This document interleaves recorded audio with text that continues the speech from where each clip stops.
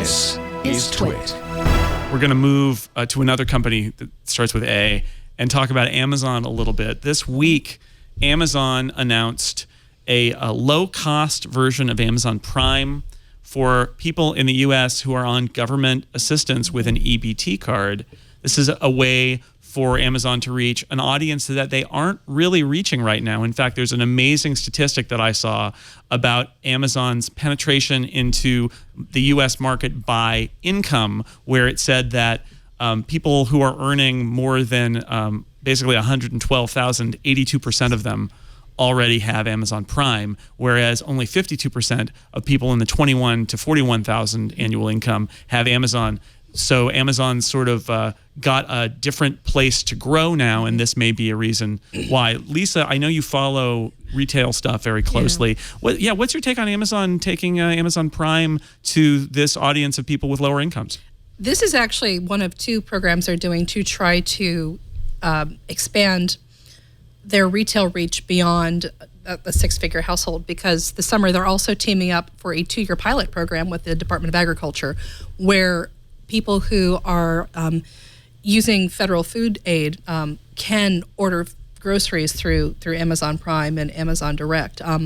The Department of Agriculture is doing this program with Fresh Direct and Safeway and a couple other companies as well. So, so this is one thing, but Amazon has been trying to take on Walmart, as it were, or Walmart is trying to take on Amazon. It's not clear who the aggressor is in this situation. It's kind of like looking at those pictures of snakes versus crocodiles, alligators in Florida. Like, you're not sure who to root for. But to put it this way, the companies are kind of coming from opposite ends towards the same problem, which is how to. They both want to grow e-commerce. Amazon has more room for growth in income tiers that are, say, sub 85,000.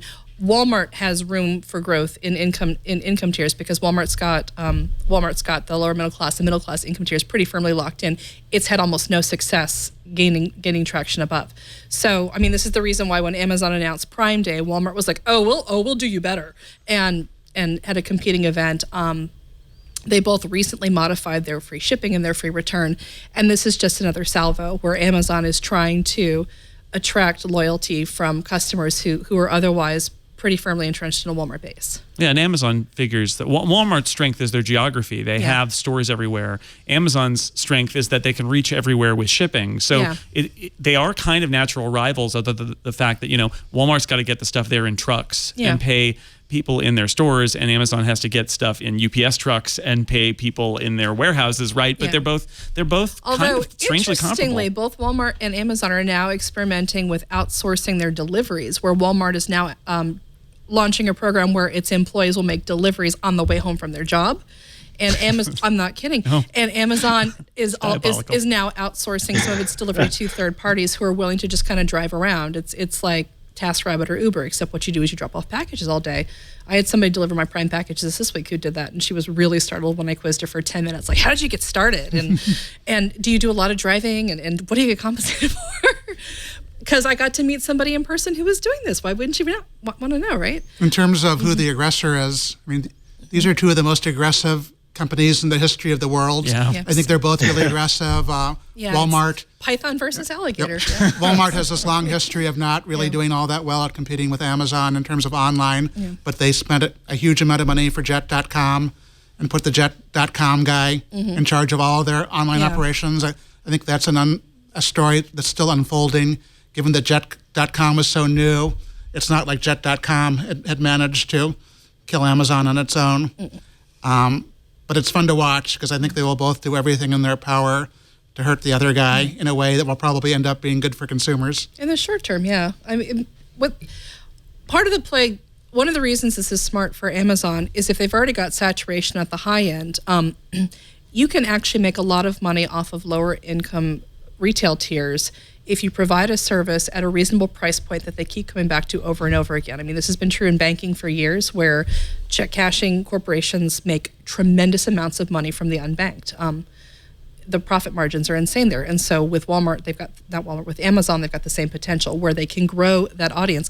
Walmart is in a slightly more vulnerable position because their core audience has traditionally had less discretionary spending power. And so their sales are more closely tied to recessions, economic ups and downs, and their inability to penetrate tiers with higher percentages of discretionary income might actually hurt them in a way that it won't hurt Amazon, since Amazon's got that cushy shopper protection going. I wonder about the impact this would have on, I started to wonder the impact this would have on the world around us. And then I realized that every retail business that wasn't killed by Walmart was probably killed by Amazon. Yeah. So they're just fighting over the sun-blasted desert. What I would actually keep an eye on are groceries, because the grocery industry historically runs on a very slim margin to begin with. And the higher the number of subscription-based things that come out, the more pressure gets put on your local grocery stores. And then the question becomes, when does it become non-viable for the local place that is only 5, 10, 20 miles away? When do they go out of business?